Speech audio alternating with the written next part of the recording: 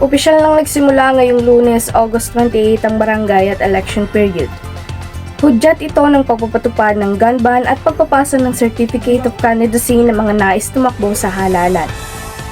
Tiniyak naman ng COMELEC ang kahandaan nito para sa mga paghahain ng Certificate of Candidacy ng mga sasabak sa barangay at SK elections. Lagpas 60 pesos na ang presyo ng bigas sa ilang pamilihan. Inaasahang sisipa pa ito kung di makontrol ang presyo ng petrolyo. Patay ang 3 barangay tanod matapos pagbabarili ng isang lalaking inireklamo dahil sa pangbubugbog sa Cainta, Rizal. Napatay rin ang suspect matapos makipagbarilan sa mga pulis. Ipinakandado ng Bureau of Customs ang 3 bodega sa Bulacan na nag-iimbak umano ng kalahating bilyong pisong halaga ng bigas. 3 buwan na raw nakaimbak ang ilang bigas na kung ibebenta ay makakapagpababa para umano ng presyo, ayon sa isang kongresista. Modus din umano ng bodega na iribaga ang mga bigas para palabasing lokal.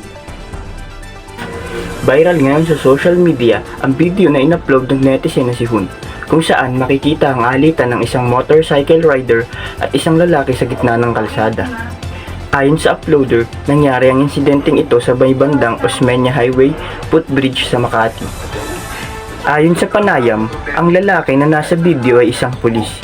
Minura umano siya ng rider na nagpakilalang dating sundalo at pinakitaan siya ng baril.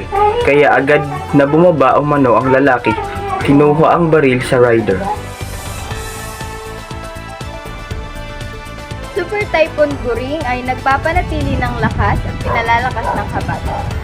Napanatili ni Super Typhoon Guring ang lakas nitong linggo ng umaga, Agosto 27, habang patuloy nitong pinalalakas ang habagat. Huling namataan si Guring sa layong 95 km silangang Hilaga, silangan ng Kasiguran sa Aurora. Napapanatili nito ang lakas hanggang sa umaabot ng 185 km/h. Malapit sa gitna at pagbugso-bugso nitong naaabot sa 230 km/h. Mabagal itong patungo sa timog mula sa silangang baybayin ng Luzon. Sinabi ng Pag-asa na maaaring mapanatili ni Super Typhoon Guring hanggang sa maglandfall ito sa Southern Taiwan sa Miyerkules o sa Webes. Pinaalalahanan din ang Pag-asa ang mga lugar na apektado ng Super Typhoon Guring o Saula at ang pinakamahusay na habagat na naging alerto sa pagbaha at sa paghuho ng lupa.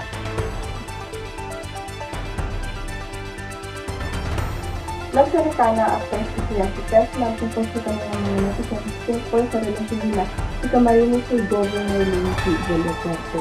Sinabi niya sa isang interview na sila ay nasa getting to know each other stage na. Mga celebrity kanya-kanyang reaksyon sa kasal ni Lobico at Monty Blanco. Ipinost ng mga celebrity sa social media ang kanilang taus-pusong pagbati kina Lobico at Monty Blanco sa kanilang katatapos na kasal. Nagpalitan ng panata ang aktres at ang British movie producer sa isang romantic at solemn garden wedding ceremony noong Agosto 26, Sabado sa Cliveden House sa Berkshire, England.